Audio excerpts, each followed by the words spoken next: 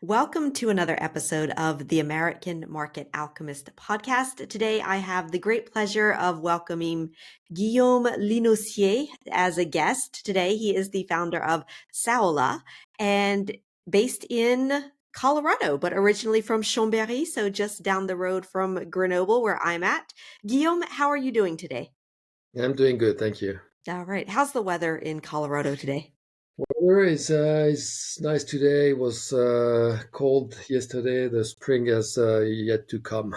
Yeah, all right. So yeah, so kind of here in Grenoble, Yeah, it's the same thing. yeah. It's like I a think it's nice the same. Yeah. November day, pretty much, even though it is Mm. May. Right. So can you maybe start off by telling us a little bit about who you are, what your company does, and how you came up with the idea?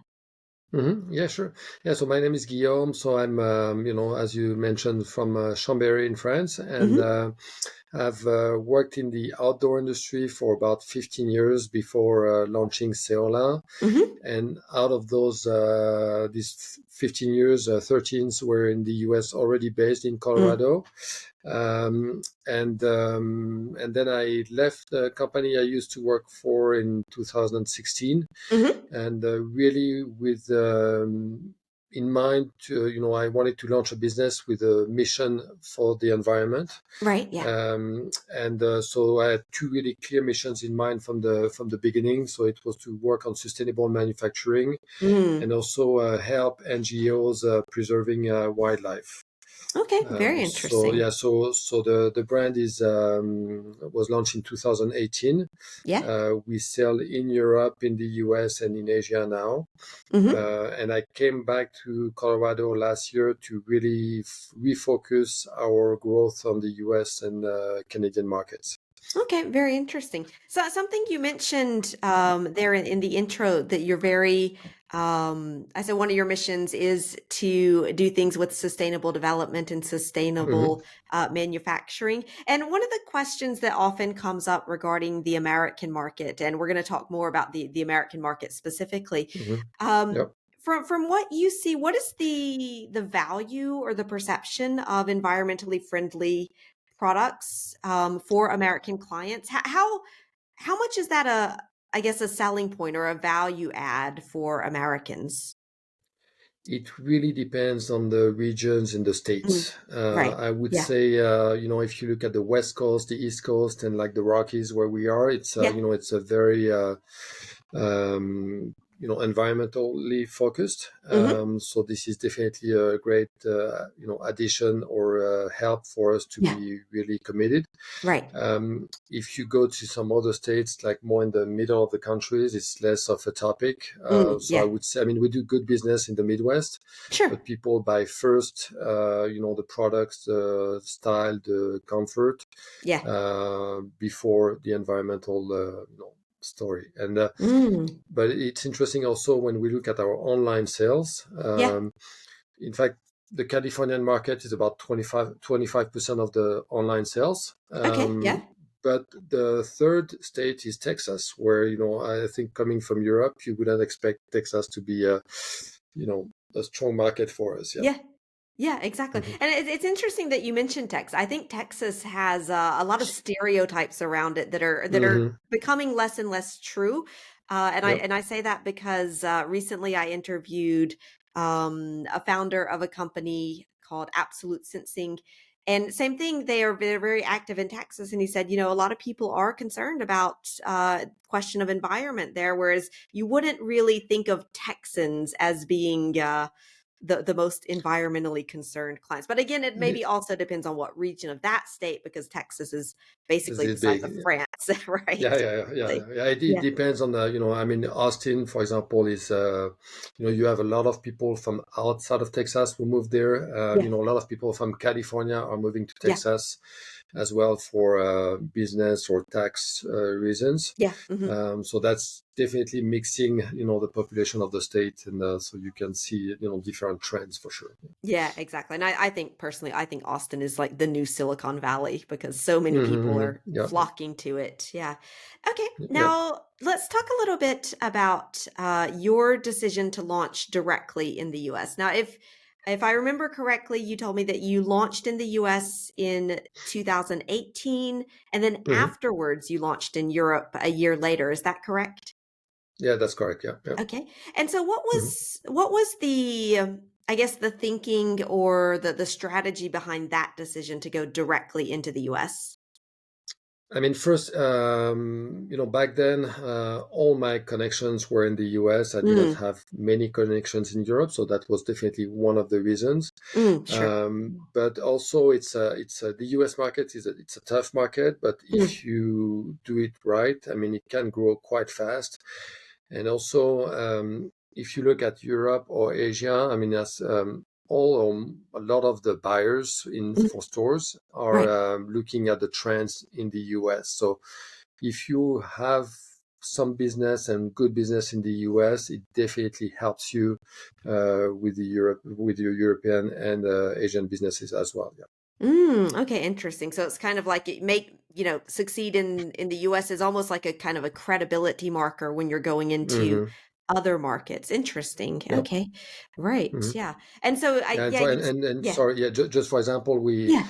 in fact, our first customer in the US was REI. It's the largest outdoor chain Mm, in the US and in the world. And right.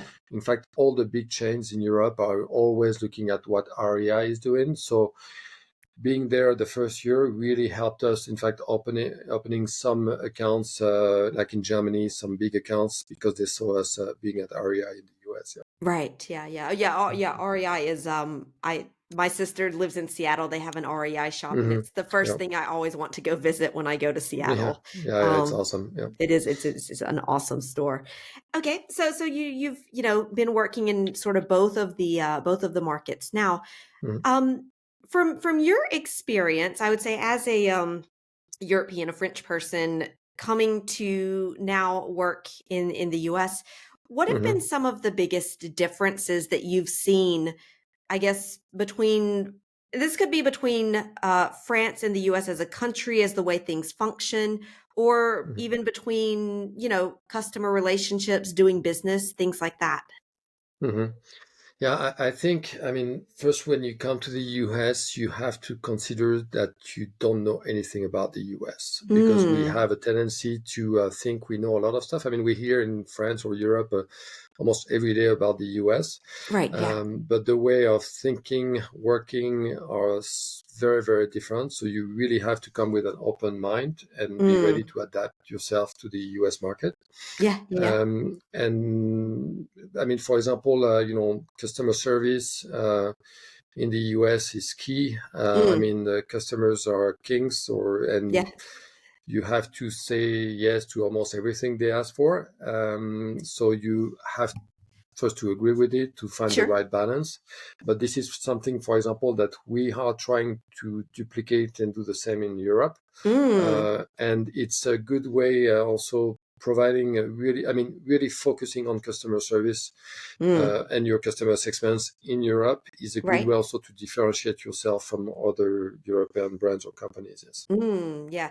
Customer service is one of the biggest, I think, for me, I would say as an American living in France, I can definitely see a lot of differences Hmm. between, the way that you are treated as a customer. And I'm not saying this is true for all businesses. I don't Hmm. want to make a giant generalization, but definitely, like you said, in the US, if you don't have that attitude that the customer is king, you're going to have a Hmm. lot of difficulty doing business with American clients because I feel like they do have high expectations of customer service. I don't know if that's Oh your yeah, that's feeling.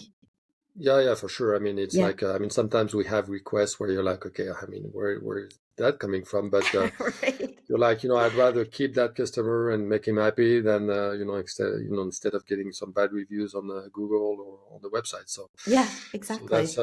definitely something we are trying to focus on. And after it's just the way we talk, in or American people are very enthusiastic. Yeah. So Yeah. sometimes there is definitely a different level and of Right. enthusiasm between the US and France. Yeah. So you have to I mean, in our French or European mind, you have to tone down some of the reactions to be at Mm, the right level. right. Uh, the very positive thing to me is that people here are not afraid to try.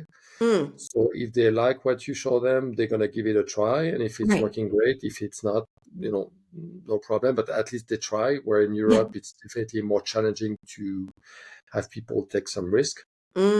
Right. So Yeah. that's one thing that I think is different as well. And then again, I remember when I had some of my bosses came from my previous work experience, came to Yeah. the US. We had meetings with some customers, and I could see that during the meetings our customers would tell some stuff, and my boss Yeah. would agree on some things, and I was Yeah. really surprised. And when we left, I'm like, I told him, I'm like, that when Jeff said that, he meant that. And my boss looked at me like, really? And Yeah. I think, I mean, he would understand the English, but I don't think he was fully understanding the meaning of Mm. what the guy meant. And Right. so again, you have to really be careful, listen as much as possible to make sure that you understand. But I would say Mm. that's true in every country you go to. Yeah. Sure, sure, yeah. And Yeah. Yeah. I don't know if you have some examples, but for maybe that's a very good situation of where you can hear the words that they're saying, but then the Hmm. question is, do you understand the meaning behind that? And I don't know, is there any examples that you can think of where there has been some confusion between the words that were said or what you heard or Hmm. what maybe someone heard and what was the actual meaning? I guess any kind of like Well, I communication mean, confusions there. come back to that example is, in the US, when you sell to stores and our, industry, Mm, very often you offer some employee deals. So for the sure. employees to buy your products at a low price. Yeah. And the guy was talking about 50% off, and Mm, my boss thought it was 50% off the retail price, and the guy was talking about 50% off the wholesale price. So right. that's a big difference, and Yeah. but Yeah. because that concept is not very strong in Europe, Right. Yeah. my boss didn't think about the potential of giving 50% off the wholesale price, which is basically less Yeah. than what we sell to the store to. But yeah.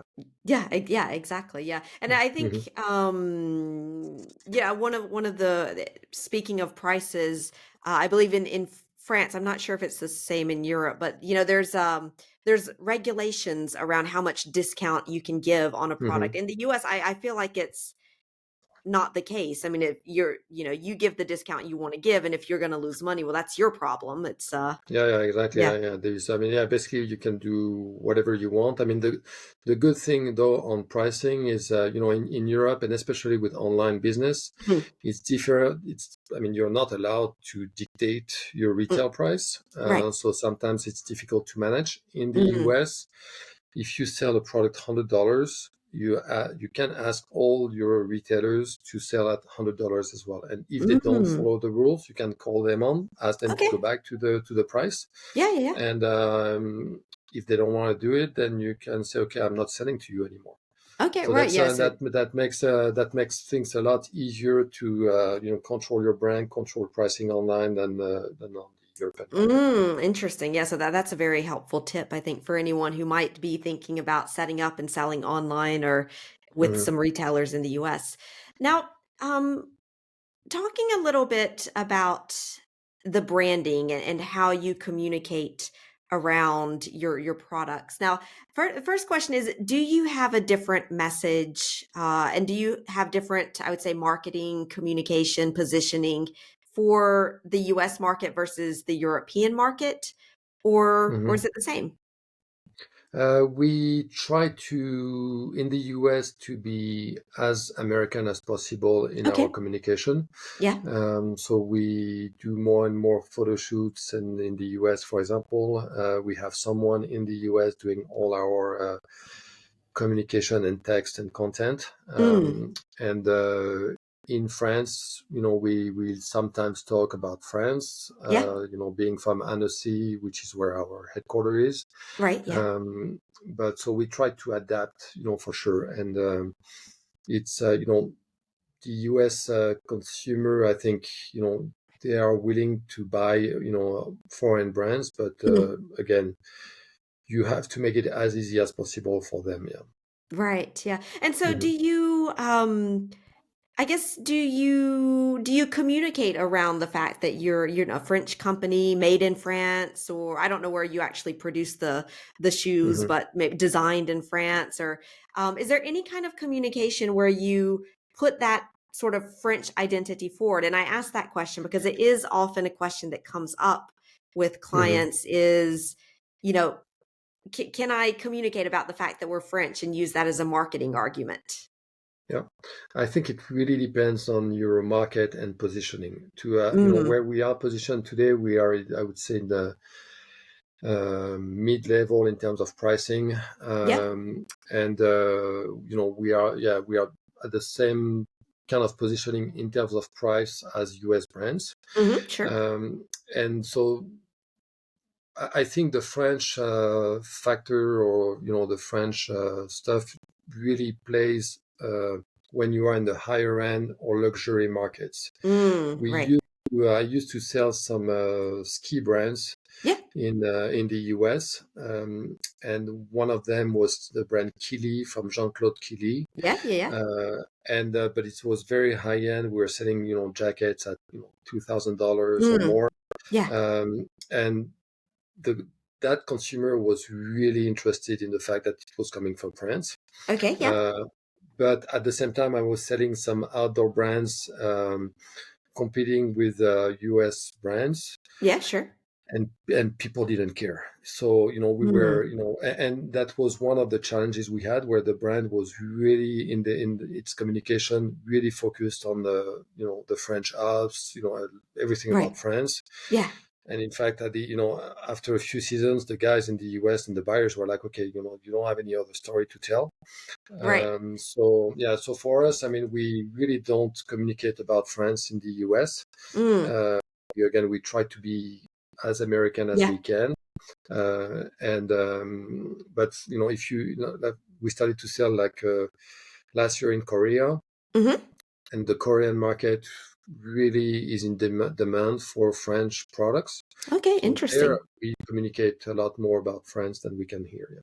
Right. Okay, interesting. So yeah, so if you're in I guess it's, you sit down and you think about, well, what are sort of the typical maybe almost stereotypical Yeah. Hmm. French industries. It is things like luxury, fashion, Food. food, Yeah. Yeah. etc. Hmm. Hmm. There it would make sense that that would have a Yeah. kind of an added Hmm. value. But if you're, like you said, sort of a mid-range product, Yeah. maybe it doesn't really matter. Yeah, yeah, Yeah. Yeah. Yeah. interesting. Yeah. And Right. and and Yeah. for example, for us, when I worked in the outdoor industry and the ski industry, Yeah. you know, a lot of, in fact, ski brands initially came from Europe. So all the Mm, stores, the buyers, they were always used to buy French or European brands. right. Um, if you look at the outdoor market, there are tons of brands, US brands Yeah, already. yeah, yeah. So the fact that you are coming from Europe, if you don't have a product advantage or something different, they Mm, don't really see why they would buy, a European brands. They often mm. like have one or two in their mix just to have them, Yeah, uh, yeah. different, but it's not like really a strong focus. Yeah. Okay, right. Like it's not a strong enough argument that would make, let's Hmm. say you've got an American brand and a French brand, Hmm. um, pretty Yeah, similar yeah, prices, pretty similar, it's not going to make a yeah. difference in that sell Yeah, that yeah, yeah. buying We decision. launched, at sometimes we were selling sleeping bags, and we Yeah. launched a very light sleeping bag, and there was none in the US market at the time. So I mean, our business like took off like Oh, right. really crazy. Nice. We Yeah. become the number one market for the brand, the Good. US Yeah. market. Yeah. But then after, I mean, US brands starting to do similar bags, and then we Right. lost momentum because then why do we have to bother to buy from a brand that that's not that known Mm. because they don't. I mean, the product differentiation was not there anymore. Right. Yeah. You've got, other competitors doing similar things. Yeah. And so Hmm. your uniqueness, Yes. Yeah. Yeah. just kind of disappeared. And I would Hmm. say, maybe what for you, in your experience, what have been maybe some of the most positive things about doing business in the US? And then, of course, I'm going to ask you also some of the most negative things about doing business in the US or with Americans, let's say. Yeah. Some of the positive things, again, it's, I mean, first, I mean, I love working with American because the relationship is very simple and very Mm, straightforward. sure. So it's like, they can say yes or no. It's no hard feelings, Mm, and we can just move forward. right. Again, they are willing to try and Hmm. give a chance to new brands, new products. Yeah. So I would say that's really something that's very interesting and exciting. Yeah. It's also, I mean, within the US, you definitely have some pretty strong cultural differences. Mm, For example, if you look at New England yeah. and California, I mean, the experience is very, very different. To Mm. me, it's like if you are working in Europe with a Scandinavian and someone from Southern Europe, Okay, right. Yeah. It's it's totally very different different. Yeah, cultures. yeah, for Yeah. sure. Yeah, yeah. And then, I mean, you know, the negative points. Can I I ask you don't know. Yeah, a question yeah, about sure. the cultural differences before we get into the negative Hmm. points? There, like you said, there are very big cultural differences. Do you take that into consideration in things like marketing, working with clients, etc., or does it really not make a difference in your, I guess, your strategy? I mean, marketing, not too much. I mean, and we are not at the size where we can Sure. anyway. Yeah. I would say, again, you have to, if you go on the East Coast in New England and you're going to travel with some sales reps to go and see some clients, very Mm, often, I mean, you have the whole schedule ready yeah. ahead of time. You know where you're going to. Yeah. You go to California, you have no idea what's going to happen, and then We'll but find things out. happen, but it's not definitely not the same thing. Yeah, Okay, okay, interesting. So yeah. kind of at the maybe the macro level of your communications and your marketing and all of that, Hmm. not really going to make an impact. But then when you get really on that micro level about interacting with people, it's there Yeah, where yeah, you're going to see the differences. Okay, that's a yeah. very interesting There insight. and also on the product side. I mean, Okay. we're gonna sell a lot more colorful products on in the Rockies on the West Coast, Mm, where basically if you go to New England, if you have brown, black, and gray, you're you're good. pretty good. Yeah, Right. yeah, Okay. yeah. Interesting. Very interesting. Yeah. Okay. Mhm. And going back to yes, maybe some of the negative points that you've seen about working in the US or doing business with Americans. Sometimes it's, I would say communication, where, Mm. people don't get back to you. Uh, Mm, so mhm. that's, Yeah, I've heard in that. Yeah. Europe, I would say people get back to you. It might take some time, but at least at some point they get back to you. Yeah. We have had like some sales reps you're working with, and suddenly you don't hear anything from them. Yeah. You try to email, call, they Yeah. don't get back to you, and that's it. And that's Things are it. done. And what do you do in that? I mean, how do you guys handle that if you don't if you maybe if you're willing to share that information? I mean, at some point, I mean, if just to sometimes it happened that I stopped paying commissions Okay. to for them to get to call me back, Yeah, okay. because Yeah. And and does some that work? and in fact, I mean, sometimes it works, sometimes they didn't call back. They okay. Yeah, Yeah. yeah. Hmm. So Interesting. Yeah. I would say that's some frustration sometimes about that. Yeah. Hmm. Yeah. Okay. Right. Are there any other Mhm. frustrations? Not much, not much. No, no. Okay, so more the Yeah, yeah. communication and not getting Yeah. back to yeah, right. Okay. And just to wrap up, is there any I guess this is kind of a question I've started asking at the end of all of the episodes is there a piece of advice or something that you wish you had known when you were Hmm. starting out in the US that you would like to share with someone? I think, I mean, and that's something I've experienced during COVID, is Mm, it's either you're committed to the US or you're not. mm, And either you can have a local presence or not. okay. Working with the US from Europe and not being able to come and come that often is very difficult to manage. Mm, And I would say, both the retailers, your sales reps, the consumers need to see some really strong commitment to the US market. okay, right. Yeah, Yeah, yeah, I think that's good advice. It's not yeah, something you yeah. can kind of do halfway. No, no, and Right. it's definitely an expensive market. Yeah. The cost of living, the cost of doing business is way more expensive than France. Right. Yeah. To give you an example, I mean, we organized some photo shoots here in the US, uh, and it was close to 4 times more expensive than doing one in France. And I Yeah. would say it's kind of the like I would say at least twice, but very often 3 times more expensive to do stuff here than Mm. in Europe. Yeah, And yeah, exactly. I yeah, remember I had a client who, I think they were in California, mm, somewhere on the West Coast anyway. hmm, And she was telling me, she said, yeah, with my husband, I make, so it was like something like 12,000 a month. My husband makes 10,000 a month. We barely get by. yeah, for sure. Yeah, yeah, Yeah. yeah. Whereas if Mhm. you're making that in France, you're totally rich. Yeah, So yeah, yeah, yeah, yeah, yeah, yeah, for sure. Yeah, right. yeah. And but the thing is, I mean, because when you look at salaries, Yeah.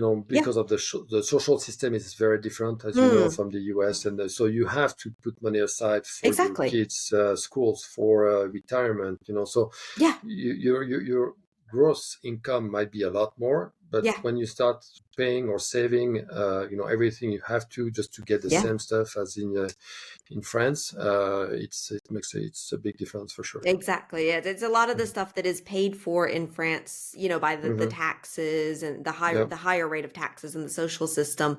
Mhm. Just remember that you're going to be paying that out of your own pocket in the US. Yeah, So, yeah, for sure. Yeah, and yeah. also, so it's, I mean, you definitely, and you can see, I mean, that's one of the challenges for a Mhm. brand or for even for a younger brand to be in the US is to be able to hire people because, I Mm. mean, as soon as you hire someone good, Yeah. the cost can be really, really big. So for us, we decided to keep, in fact, all our operations. Hmm. So in France, Yeah. that's where it's in place, and Okay. we are Yeah. building more of the marketing and sales side just for the US.